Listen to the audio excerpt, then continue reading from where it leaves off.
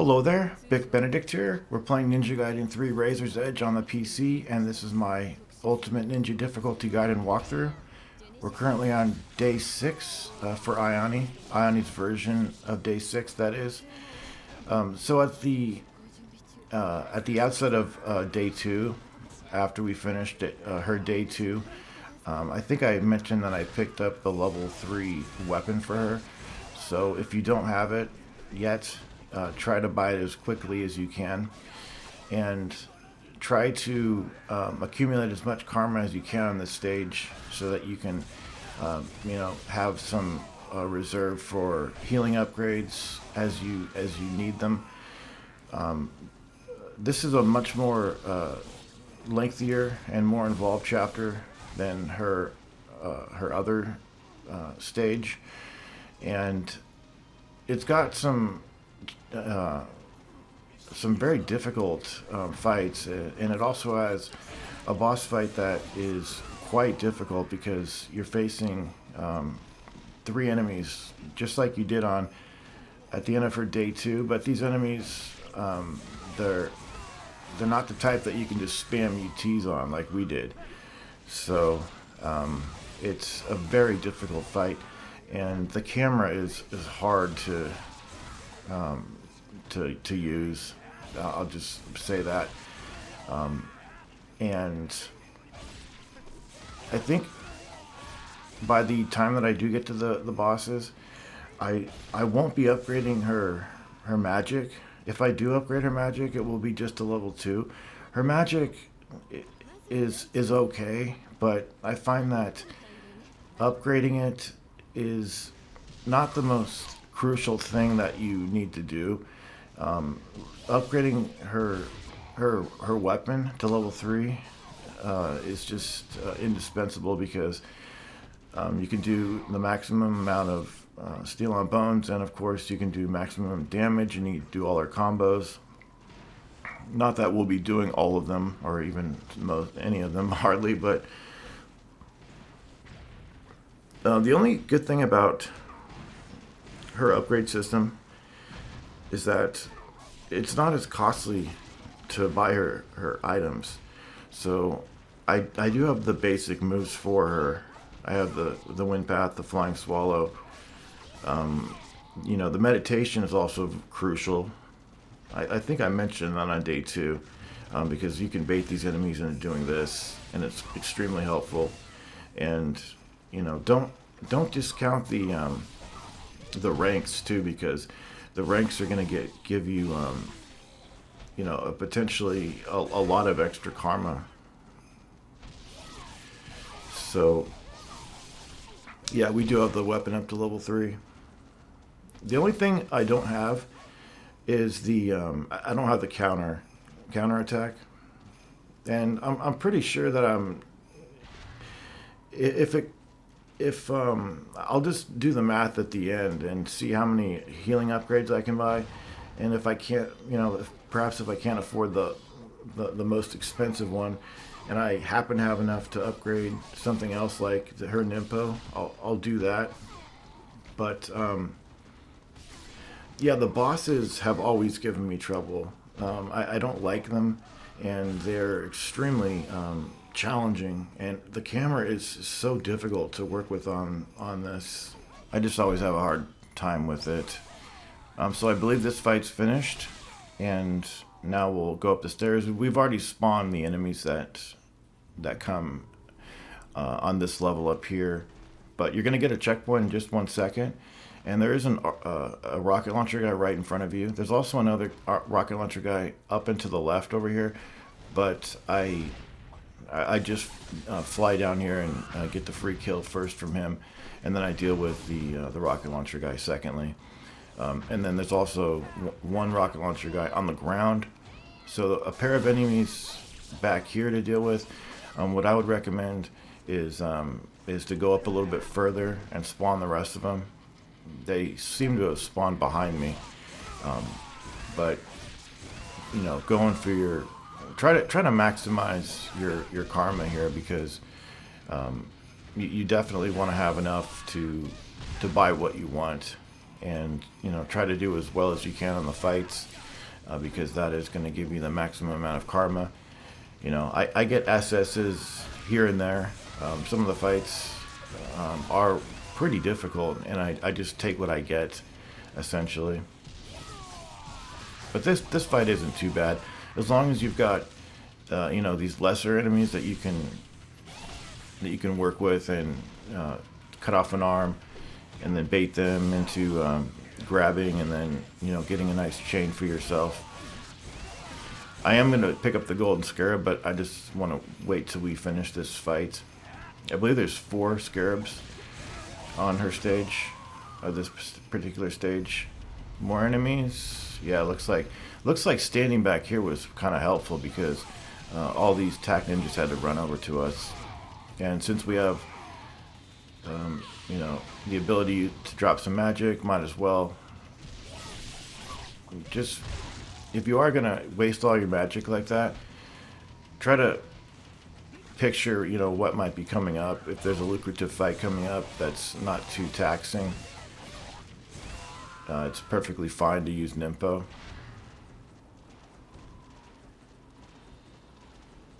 I've done a little testing with her Nimpo, and I find that as far as just outright killing enemies, the level 3 with her magic, it's just a little I mean, it's quite underwhelming.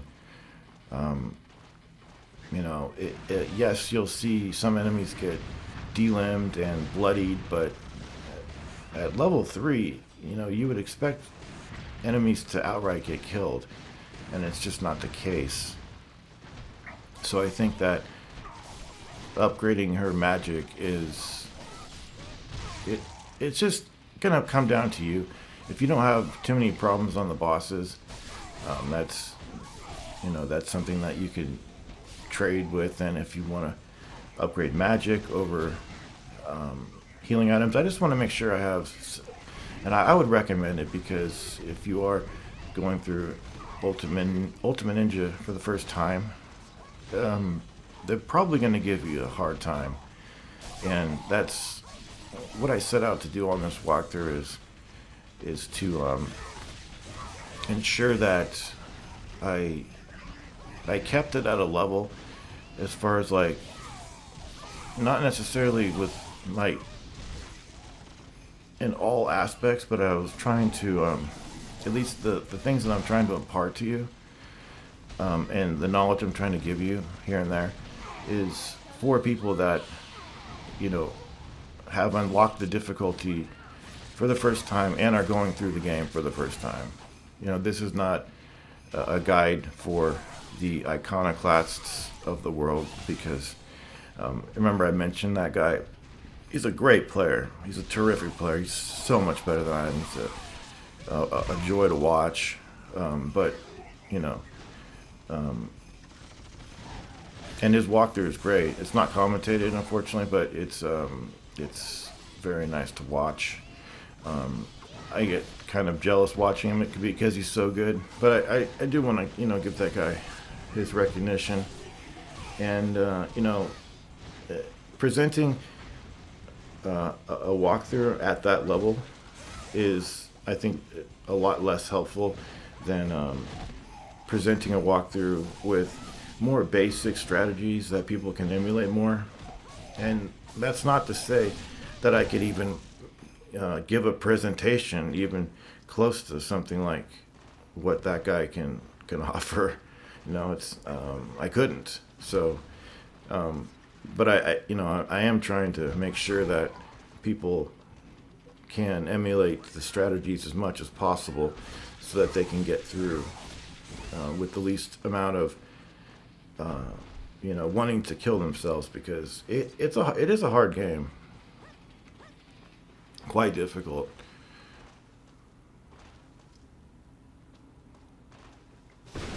Okay, I think we've got some ghosts down here.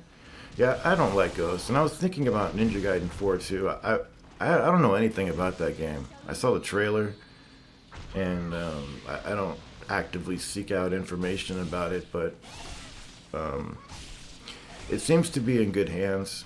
You know, Team Ninja and Platinum Games from the look of the trailer, I think he plays two characters possibly, but I didn't see any essence on it or anything. But it's one of those trailers, typical of modern trailers, where there's a lot of story elements shown and only quick cuts of gameplay.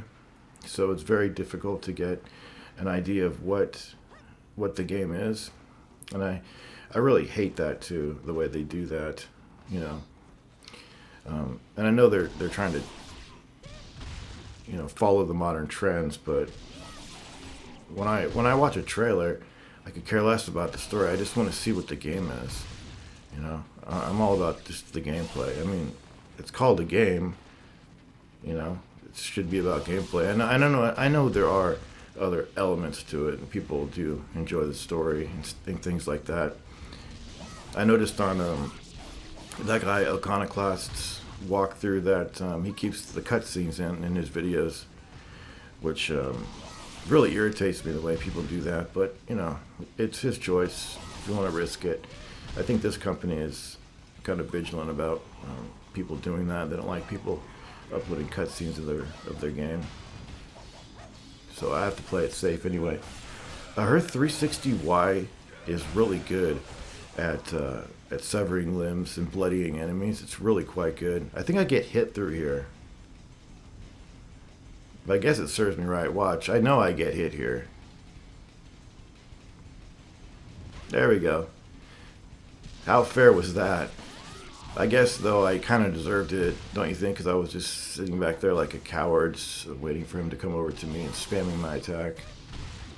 But still, projectiles shouldn't go through geometry like that. It's ridiculous.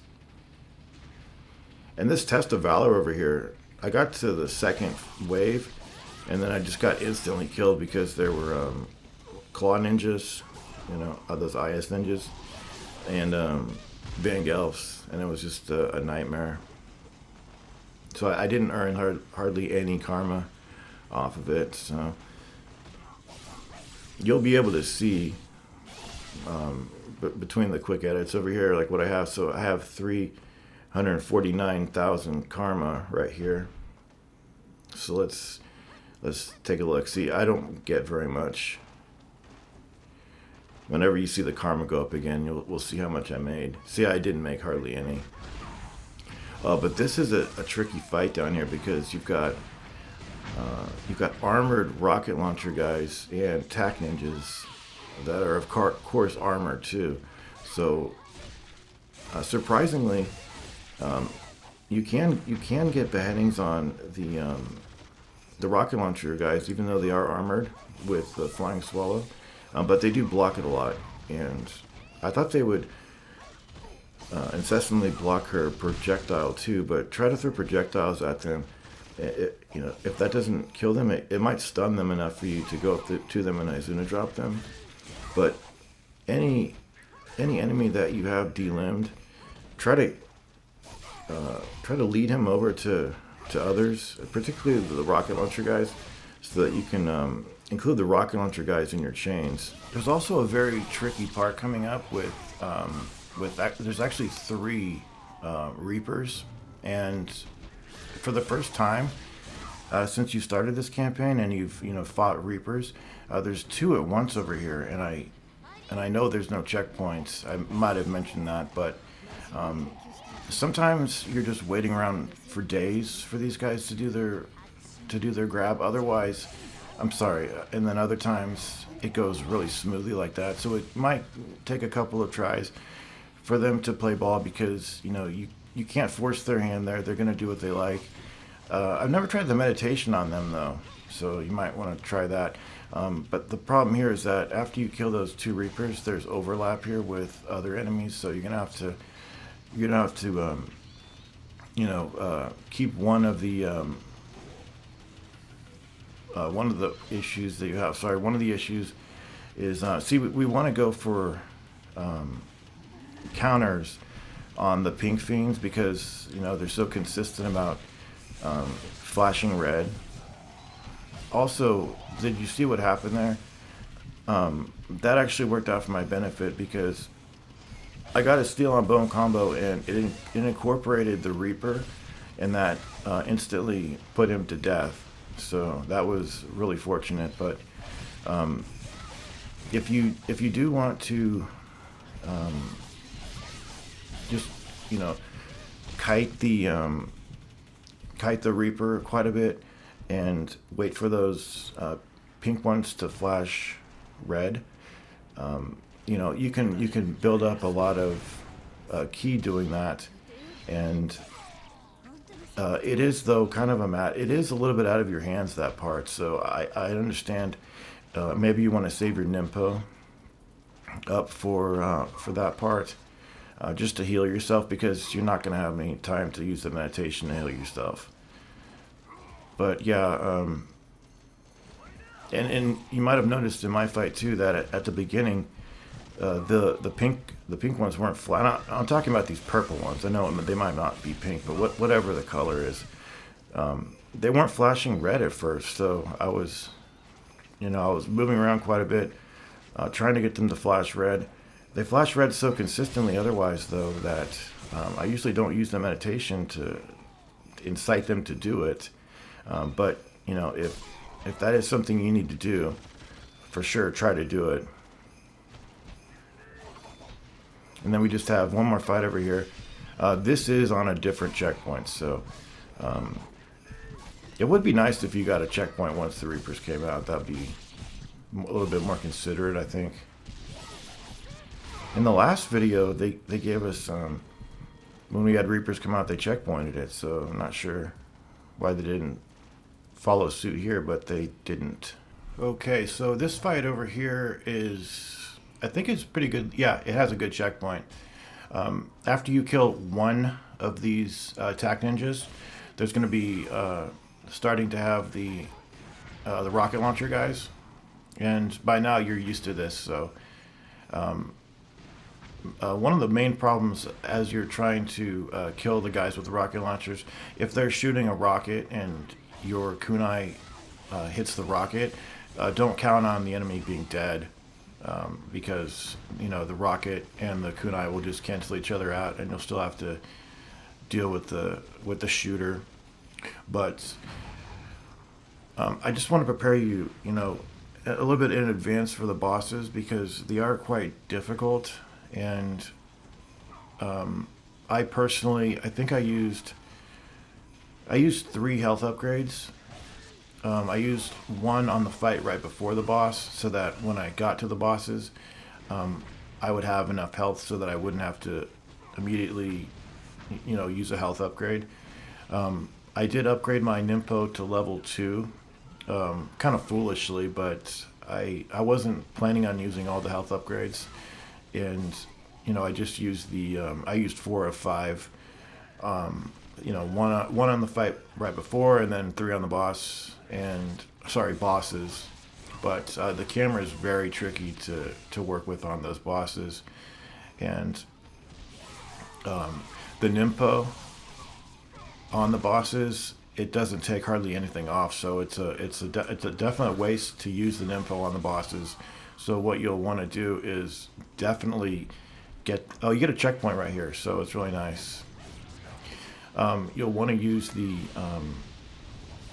your pool of ki, your magic, for health using the meditation move, because even though there are 3 bosses, there is enough time ordinarily to use the meditation here and there. The more of them that you kill, the easier time you'll have of using the meditation. It just makes sense when there's less people trying to kill you.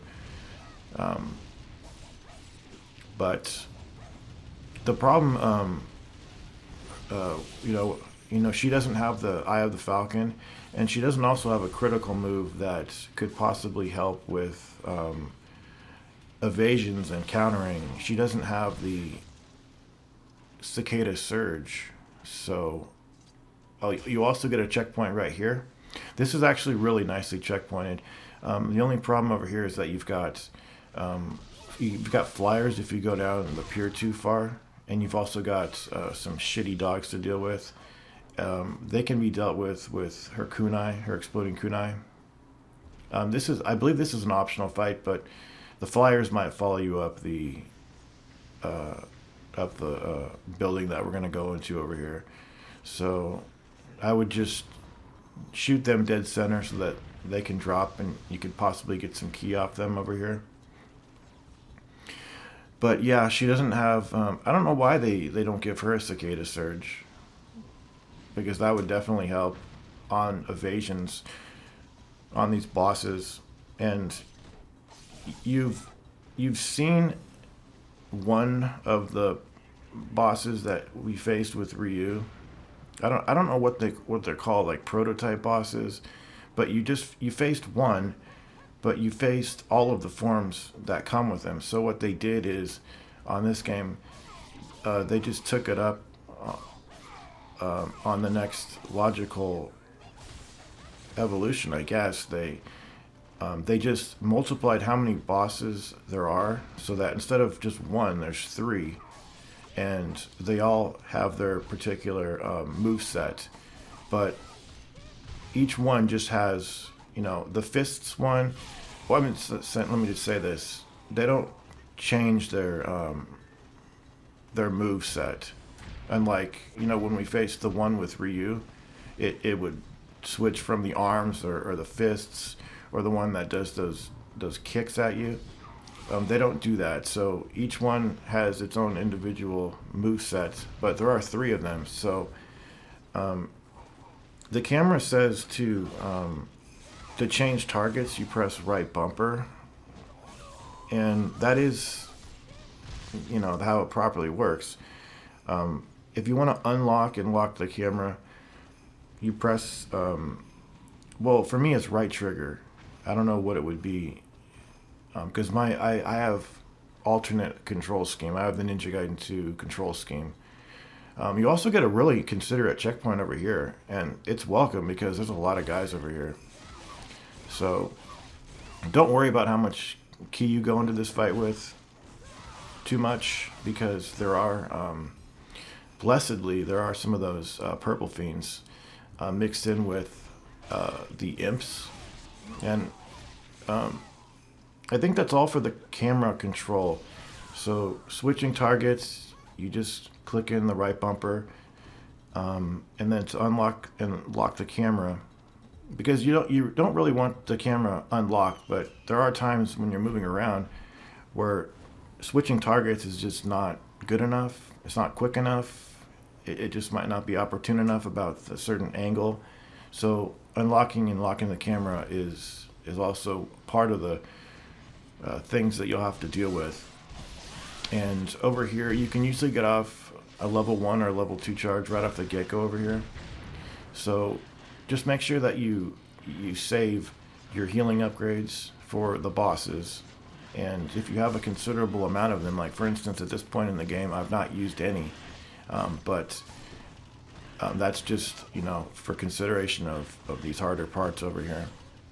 But make sure you do, like I said, make sure you go into the boss fight with maximum amount of ki, not to use the Nimpo, because the Nimpo is just ineffective against them, but for health, and then as many health upgrades as possible.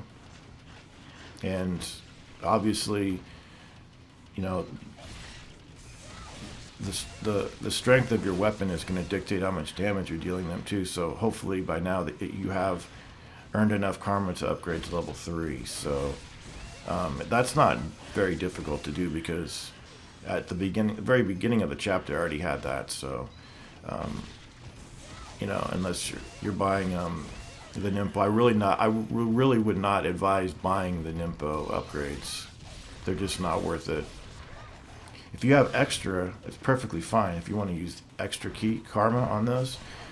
But I think there are 4 of the Van Gelfs over here.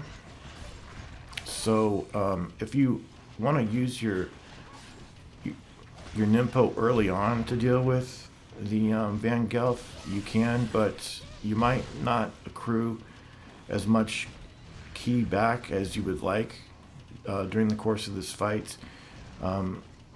UTs will generally delimb the Van Gelf, and the Nimpo should delimb him too, but it's really hard when the purple fiends aren't around to chain Steel on Bones that include these enemies over here, because they're so fickle of an enemy. They move around so much and they're completely unpredictable about what they do.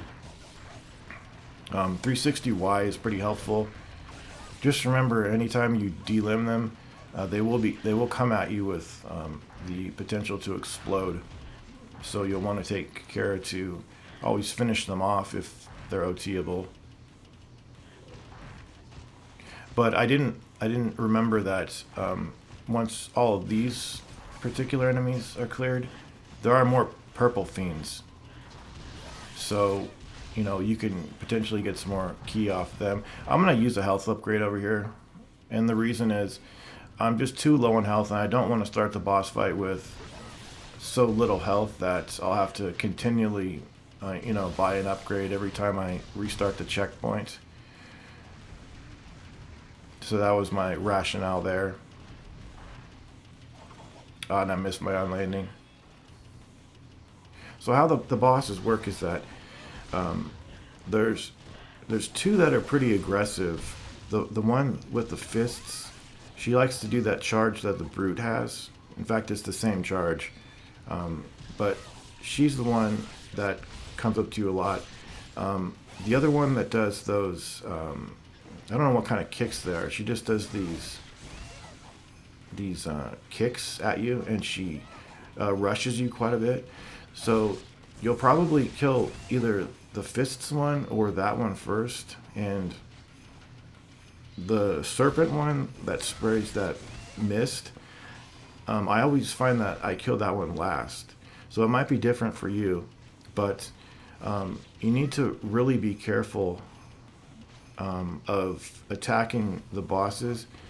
Anytime they're not anytime they're not, you know, more or less isolated, you don't want to attack them, because they just have too many potential moves that will grab you and guard crush you and do all kinds of bad things to you.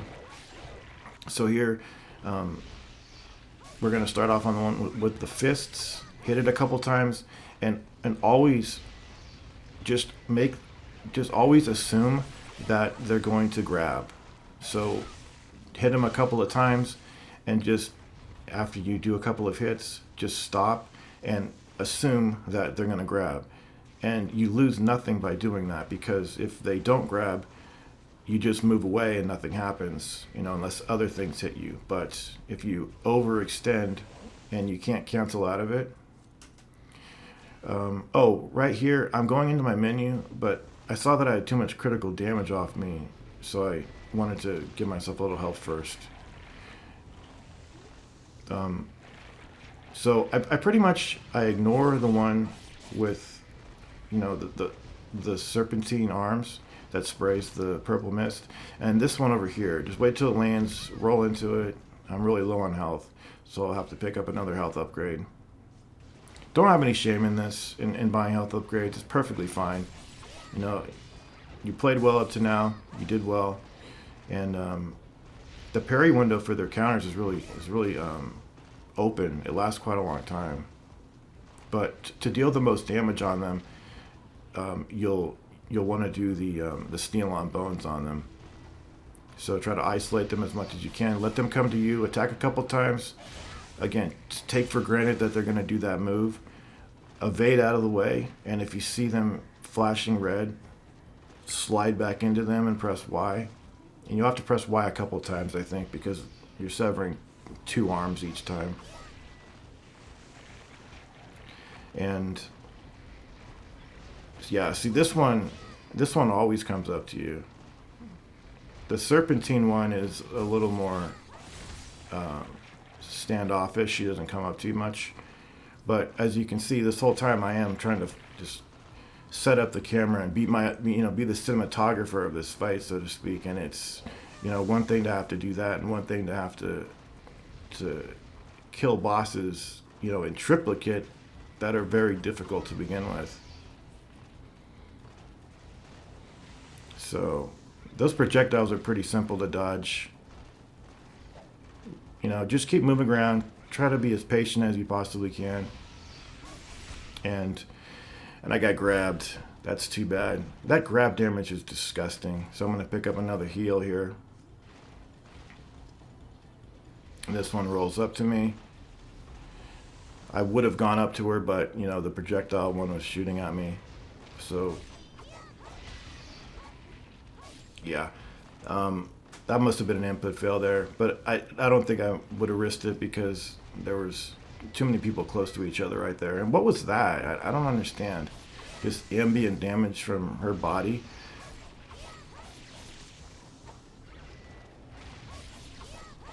Okay, just the fists one is really aggressive too about how fast she punches and her barrage of hits.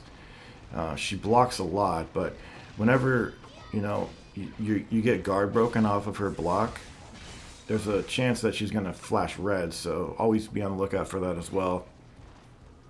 And when they have lost their arms, I just let them recover. You can go up to them and hit them, but I think they have retaliatory moves that they can do. And I don't like dealing with the serpent until last because she has a move that horizontal tail whip that she does that is guard crushing, meaning that it breaks your guard and it deals you damage. So what you do on that move, even though I learned it a little bit too late, is that you're supposed to jump through it. I was trying to iframe through it, but there weren't enough iframes for it. There we go. We were ushered into a nice counter window right there. And now there's two enemies. And, you know, keep using your meditation when you have a chance to. This one that does those flips over to you, she's really not that bad. She does like to spam those projectiles, but, you know, just wait for her to come up to you, slide back into her, assume she's always going to grab, and have done with it. This is an enemy that on Razor's Edge, they really started to, you know, they implemented it at this moment, and then they overuse it though a lot on reuse stages coming up. This one should almost be dead. Is this one? Yeah, she's dead. Okay, now it's just this one. So that tail whip, watch when it hits me over here because it's that you need to jump over that. But yeah, it's quite dangerous, and I was trying to iframe through it right there. So what she does is that is a very dangerous move, and I think that if you want success on that, you'll just have to wait until she does it, jump over her, do a couple of hits, and then if she, you know, gives you the slightest inkling that she's going to do the counter or grab you, sorry, then, you know, going for a counter. And that's really good damage that you deal with level 3. So I am going to hit her a couple times even though she's not put together yet. And she's going to do her spray attack. Just wait till it's over, slide around it, and then that's Ayane's day 6. Fortunately, we don't have to do any more Ayane stages. If you do like Ayane, you know, I'm sorry that, you know, I'm being antagonistic about her, but I just don't care for her stages. And I will see you in a stage that I actually do really care about and like quite a bit, day 7. So I will see you there. And until I see you there, please continue to take care.